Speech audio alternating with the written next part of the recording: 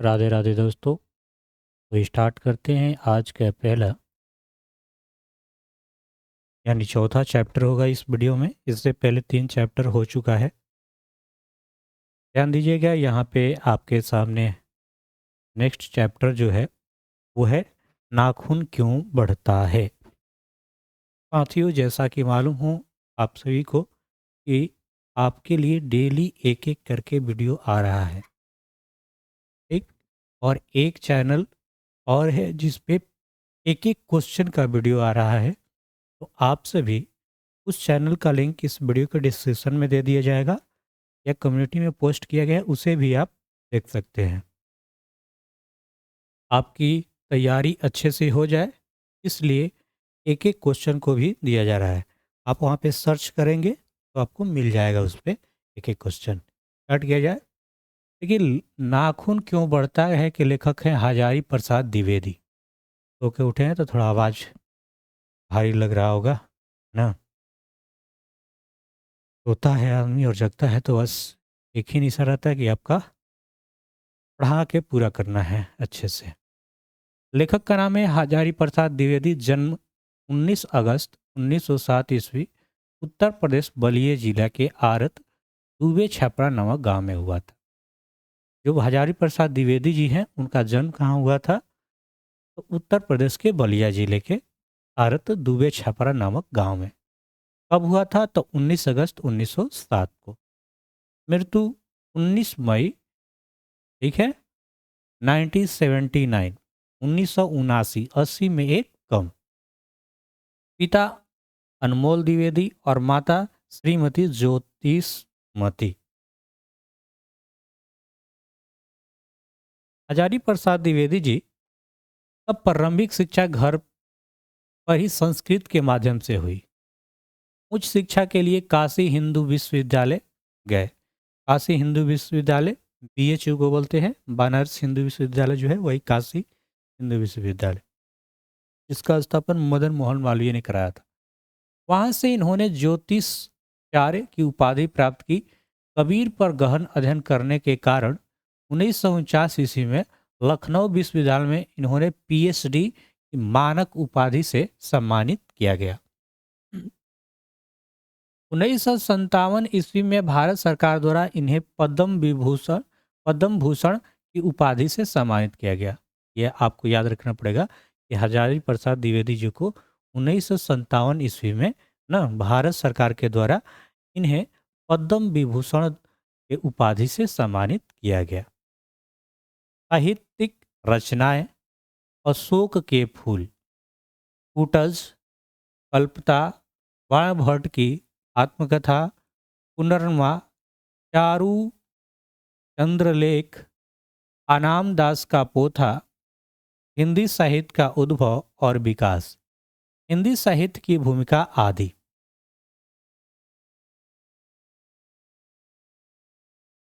Next है पाठ परिचय। प्रस्तुत निबंध नाखून क्यों बढ़ते हैं में मनुष्यता की साक्षात्कार कराया गया है ना, कि मनुष्य होने का साक्षात्कार क्या है। लेखक के अनुसार नाखून को बढ़ना मनुष्य की पांचवी वृत्ति का प्रतीक है और इन्हें काटना या न बढ़ने देना उसमें निहित मानवता का। आज से कुछ लाख वर्ष पहले मनुष्य जब वनमानुष की तरह जंगली था, उस समय नख ही उसके अस्त्र थे। मनुष्य जंगली था तो उसके जो ये नाक है, नाखून है, वही अस्त्र थे, हथियार थे। आधुनिक मनुष्य ने अपने विनाशकारी अस्त्र शस्त्रों का निर्माण कर लिया है, अतः नाखून बढ़ते हैं कोई बात नहीं, पर उन्हें काटना मनुष्य की निशानी है। नाखून बढ़ता है तो कोई बात नहीं, पर काटना मनुष्य की क्या है, निशानी है। हमें चाहिए कि हम अपने भीतर रह गए पशुता को, किन्हीं चिन्हों को त्याग दें और उसके स्थान पर मनुष्यता को अपनाएं। मोटा मोटी बात, पाठ का सारांश देखते हैं। प्रस्तुत पाठ नाखून क्यों बढ़ते हैं हजारी प्रसाद द्विवेदी द्वारा लिखा गया है। इसमें लेखक ने नाखून के माध्यम से मनुष्य की आदिम बर्बर प्रवृत्ति का वर्णन करते हुए बर्बरता त्याग कर मानवीय गुणों को अपनाने का संदेश दिया है। जो पुरानी प्रवृत्ति है, जो बर्बर प्रवृत्ति है, उसे त्याग कर मनुष्य मनुष्य बनिए, मनुष्यता ग्रहण कीजिए। एक दिन लेखक की पुत्री ने प्रश्न पूछा कि नाखून क्यों बढ़ते हैं। लेखक की एक पुत्री है जो वही पूछती है कि नाखून क्यों बढ़ता है। बालिका के इस प्रश्न से लेखक हतप्रभ हो गए और प्रतिक्रिया स्वरूप लेखक ने इस विषय पर मानव सभ्यता के विकास पर अपना विचार प्रकट करते हुए आज से लाखों वर्ष पूर्व जब मनुष्य जंगली अवस्था में था तब उसे अपनी रक्षा के लिए हथियारों की आवश्यकता थी।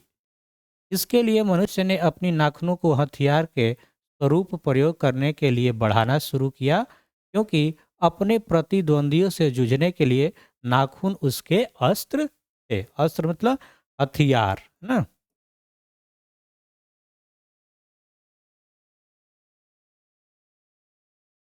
इसके बाद पत्थर, पेड़ की डाल आदि व्यवहार होने लगा। सबसे पहले नाखून अस्त्र के रूप में प्रयोग हुआ, फिर पत्थर हुआ, पेड़ की डाल हुआ आदि, और भी कोई कोई चीज। हाँ, इस प्रकार जैसे जैसे मानव सभ्यता का विकास होता गया मनुष्य अपने हथियारों में भी विकास करने लगा। और आज के जानते ही हैं कितना आधुनिक हथियार हो गया है। वही बोल रहा है हथियार बदलते रहा। उसे इस बात पर हैरानी होती कि आज मनुष्य नाखून न काटने पर अपने बच्चों को डांटता है, किंतु प्रकृति उसे फिर नाखून बढ़ाने का विवश करती है। मनुष्य को अब इससे कई गुना शक्तिशाली अस्त्र मिल चुके हैं। इसी कारण मनुष्य अब नाखून नहीं चाहता है। नाखून जैसे हथियार से क्या होगा, अब तो एक से एक बड़ा हथियार आपके पास है ना।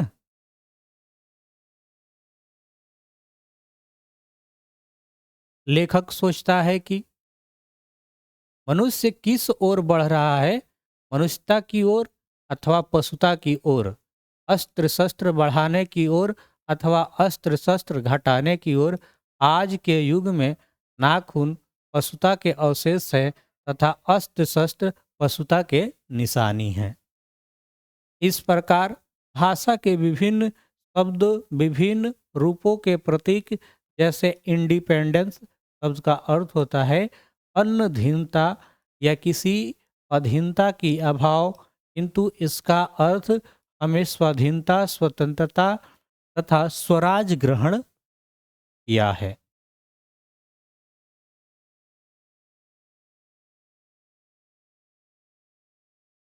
यह सच है कि आज परिस्थितियां बदल गई है, उपकरण नए हो गए हैं, उलझनों की मात्रा भी बढ़ गई है, परंतु मूल समस्या बहुत अधिक नहीं बदली है। लेकिन अपने पुराने मोह के बंधन में रहना भी सब समय जरूरी नहीं होता, इसलिए हमें नएपन को अपनाना चाहिए। लेकिन इसके साथ हमें यह भी ध्यान रखना चाहिए कि नए खोज में हम अपना सर्वस्व न खो दें, है ना। ऐसा कुछ मतलब खोजते खोजते ये ना कि हम सब कुछ अपना खो दें। नए चीज़ खोजते जा रहे हैं। आप पढ़े होंगे कि विज्ञान जितना ही विकासकारी है उतना विनाशकारी भी होता है। क्योंकि कालिदास ने कहा है कि सब पुराने अच्छे नहीं होते और सब नए खराब नहीं होते। कालिदास क्या कहे हैं कि सब पुराने अच्छे नहीं होते और सब नए खराब नहीं होते, अतएव दोनों को जांच कर जो हितकर हो उसे ही स्वीकार करना चाहिए। मनुष्य किस बात में पशु से भिन्न है और किस बात में एक। देखिए, आहार और निद्रा आदि की दृष्टि से मनुष्य तथा पशु में समानता है, फिर भी मनुष्य पशु से भिन्न है। मनुष्य में संयम, श्रद्धा, त्याग, तपस्या तथा दूसरे के सुख दुख के प्रति संवेदना की भाव है जो पशु में नहीं है। ठीक है। मनुष्य में संयम होता है, श्रद्धा होता है, त्याग होता है। मान लीजिए दो व्यक्ति बैठे हैं, किसी एक को खाना दे दिया जाए वहीं पे बगल में, है, दूसरे को न दिया जाए तो वो थोड़ा सा रुक सकता है ना, थोड़ा सा क्या है, चाहे तो रुक ही सकता है। लेकिन 2 गाय या 2 भैंस है और दोनों एक ही साथ बांधे हो, तो वो एक को दोगे तो एक उसमें जाके खाएगी, आपको मना करने के बाद। मनुष्य लड़ाई झगड़ा को अपना आदर्श नहीं मानता, वह क्रोधी एवं अविवेकी को बुरा समझता है। लेखक सोचता है कि ऐसी स्थिति में मनुष्य को कैसे सुख मिलेगा, क्योंकि देश के नेता वस्तुओं की कमी के कारण उत्पादन बढ़ाने की सलाह देता है, लेकिन बूढ़े और लोग आत्म अवलोकन की ओर ध्यान दिलाते हैं। उनका कहना है कि प्रेम बड़ी चीज है जो हमारे भीतर है। इस निबंध में लेखक ने मानवीयता पर बल दिया है और महानिवेश से मुक्ति की ओर ध्यान खींचा है।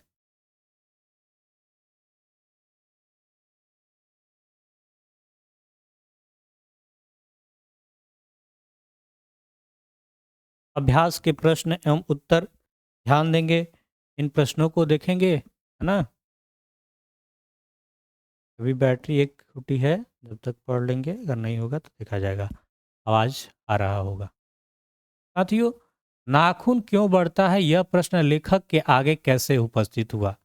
जब आप बुक पढ़ेंगे तो देखेंगे कि लेखक की एक छोटी सी बच्ची है जो वो पूछती है कि नाखून क्यों बढ़ता है। उत्तर लिखेंगे कि नाखून क्यों बढ़ते हैं। यह प्रश्न एक दिन लेखक की छोटी लड़की ने उनसे पूछ दिया। उस दिन से यह प्रश्न लेखक का सोचने का विषय बन गया। दूसरा क्वेश्चन कि स्वाधीनता शब्द की सार्थकता लेखक क्या बताते हैं, यह क्या बताता है। पाठ्य पुस्तक में है और 2013 में पूछा गया है। देखिए, लेखक कहते हैं कि स्वाधीनता शब्द का अर्थ है अपने ही अधीन रहना, क्योंकि यहाँ के लोग अपनी आज़ादी जितने भी नामकरण किए हैं उनमें स्वतंत्रता, स्वराज, स्वाधीनता, उनमें स्व का बंधन अवश्य है। बात समझ गए। दोनों का स्क्रीनशॉट ले लीजिएगा। अगर ऐसे एक एक क्वेश्चन के लिए आप चैनल को सब्सक्राइब कर लीजिएगा। यहाँ पे क्लास 12th का पहले एक एक क्वेश्चन डाला जा रहा है, फिर 10th का भी डाला जाएगा। स्पेशली अभी ये 10th का इस पे डाला जाएगा और 12th का उस चैनल पर। उस पर द वॉइस क्लासेज ऑफिशियल है। इस पर द वॉइस टीवीसी क्लासेज है, वो टीवीसी क्लासेज का ऑफिशियल है। लेखक के अनुसार सफलता और चरितार्थ क्या है। देखिए, सफलता और चरितार्थ में लेखक ने अंतर होने की बात बताया है कि किसी भी प्रकार से बल, छल या बुद्धि से सफल हो जाना सफलता है, लेकिन प्रेम, मैत्री, त्याग और जन कल्याण की भाव रखते हुए जीवन में आगे बढ़ना चरितार्थता है।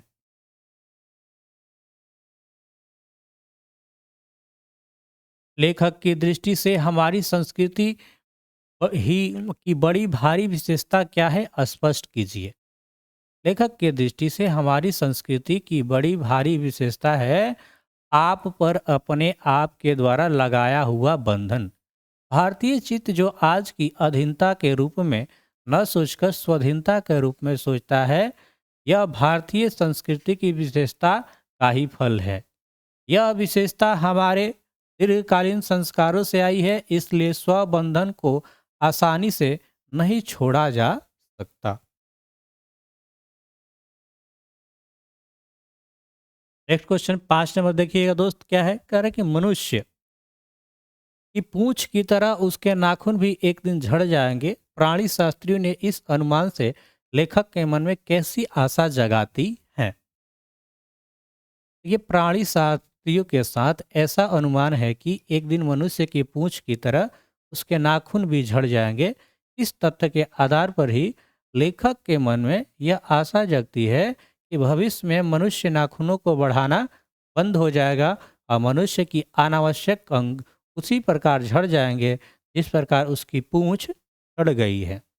अर्थात मनुष्य पशुता को पूर्णतः त्याग कर पूर्ण रूप से मानवता को प्राप्त कर लेगा। ठीक है।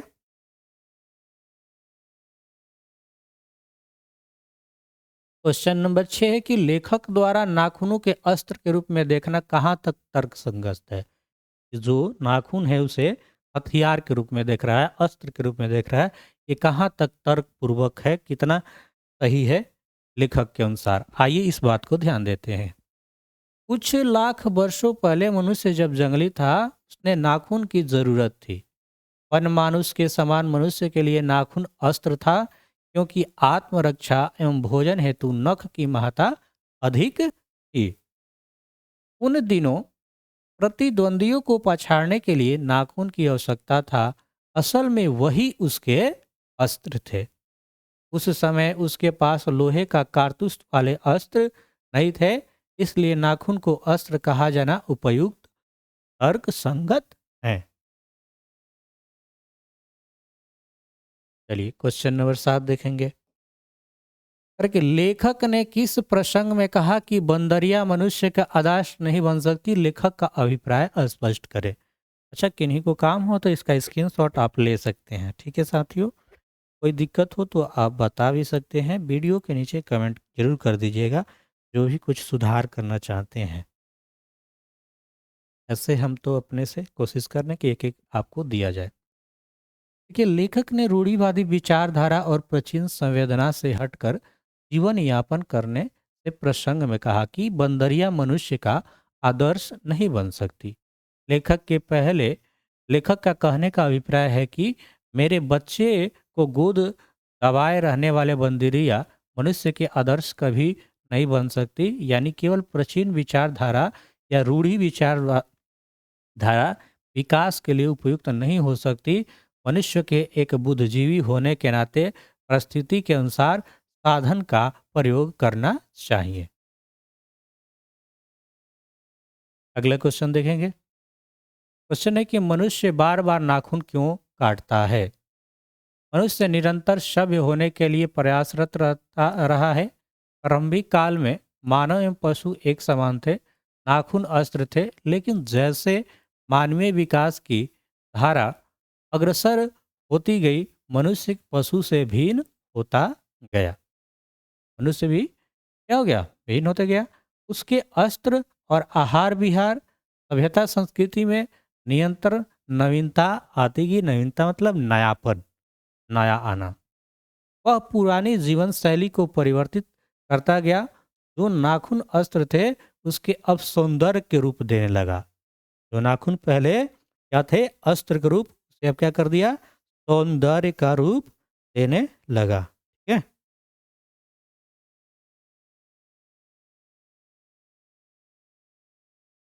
इसमें नयापन लाने और इसे संवारने एवं पशु से भिन्न देखने हैं तो नाखूनों को मनुष्य काट देता है।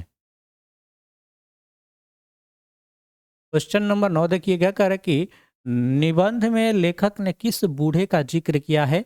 लेखक की दृष्टि में बूढ़े के कथनों का सार्थकता दीजिए। ये पाठ्य पुस्तक में आपका किताब में ये प्रश्न है। आइए इसके उत्तर लिखते हैं। लेखक ने महात्मा गांधी को बूढ़े का प्रतीक रूप में जिक्र किया है। लेखक के दृष्टि से महात्मा गांधी के कथनों की सार्थकता उभरकर इस प्रकार आती है। आज मनुष्य में जो पारसिक प्रवृत्ति, उसमें सत्यता, सौंदर्य बोध, विश्वसनीयता लेस मात्र भी स्थान नहीं है। महात्मा गांधी ने समस्त जन समुदाय को हिंसा, क्रोध, मोह और लोभ से दूर रहने की सलाह दी। गंभीरता को धारण करने के लिए सलाह दी, लेकिन इनके सारे उपदेश बुद्धिजीवी वर्ग के लिए उपेक्षित रहा। क्वेश्चन नंबर 10 ध्यान दीजिएगा।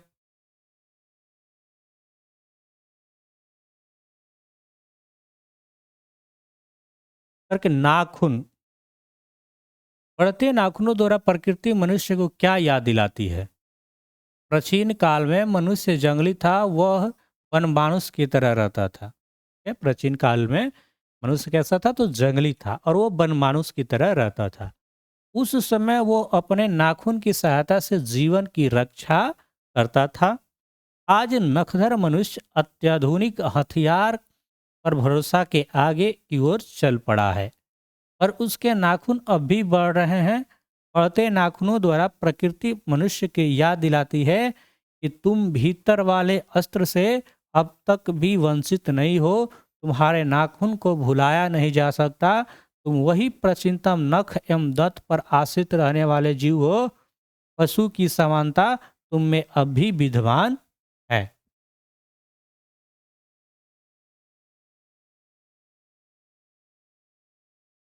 नेक्स्ट क्वेश्चन देखेंगे।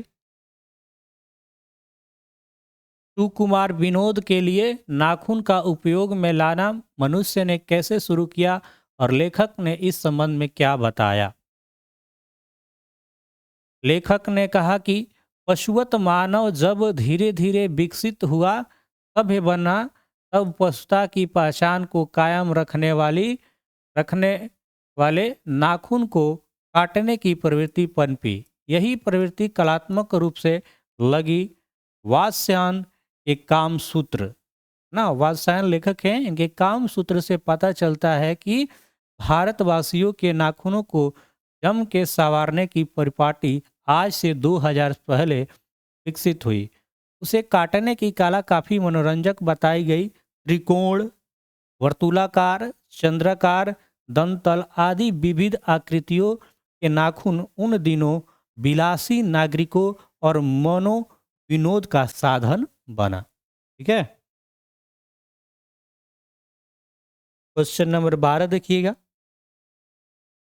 12 है कि नख बढ़ना, उन्हें काटना कैसे मनुष्य की सहायता की प्रवृत्ति है, इनका क्या अभिप्राय है? मानव शरीर में बहुत सी असभ्य जन्य सहज वृत्तियां अंतर्निहित है। दीर्घकालीन आवश्यकता बनकर मानव शरीर में विद्यमान रही सहज वृत्तियां ऐसे गुण है जो अनायास ही अनजाने में अपने आप काम करती है। नाखून का बढ़ना उनमें से एक है। वास्तव में सहजता वृत्तियां अनजान स्मृतियों को कहा जाता है।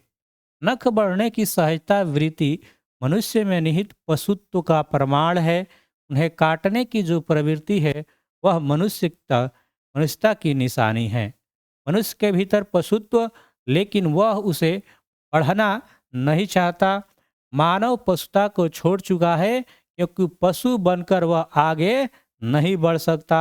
इसलिए पशुता की पहचान नाखून को मनुष्य काट देता है।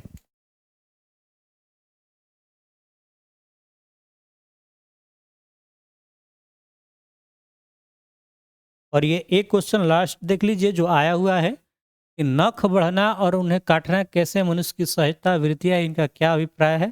2023 में पूछा गया है। तो मानव शरीर में बहुत सी अभ्यास जन्य सहज वृत्तियां अंतर्निहित है। दीर्घकालीन आवश्यकता बनकर मानव शरीर में विद्यमान रही सहज वृत्तियां ऐसे गुण है जो अनायास ही अनजाने में अपने आप काम करती है। नाखून का बढ़ना उनमें से एक है। वास्तव में सहज वृत्तियां अनजान स्मृतियां को कहा जाता है। नख बढ़ने की सहजता वृत्ति मनुष्य में निहित पशुत्व का प्रमाण है। उन्हें काटने की जो प्रवृत्ति है वह मनुष्यता की निशानी है। मनुष्य के भीतर पशुत्व है, लेकिन उसे बढ़ना नहीं चाहता, उसे बढ़ाना नहीं चाहता।